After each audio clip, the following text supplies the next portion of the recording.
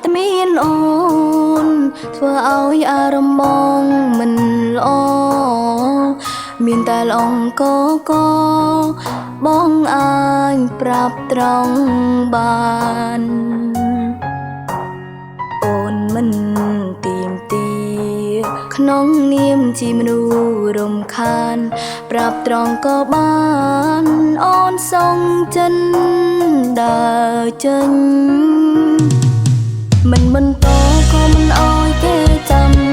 រាប់ខែឆ្នាំចាំយើងមកគ្នាដល់ពេលវេលាមិនអាចខត់មនុស្សអងចិនរំខានមកយកពេលខាយមកប្រានប្រាយទៅរកអ្នកថ្មីតែរៀលអងដល់ជាងស្រីមានវ័យម៉ៃណាមកចោតណា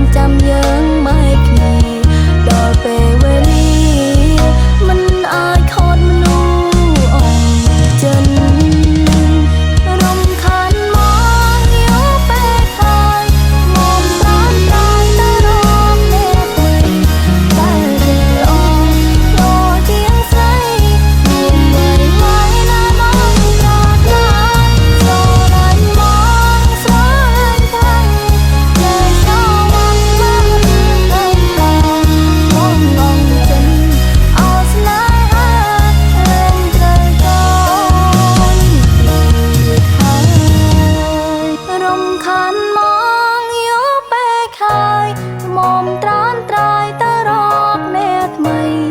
ដែលគេល្អ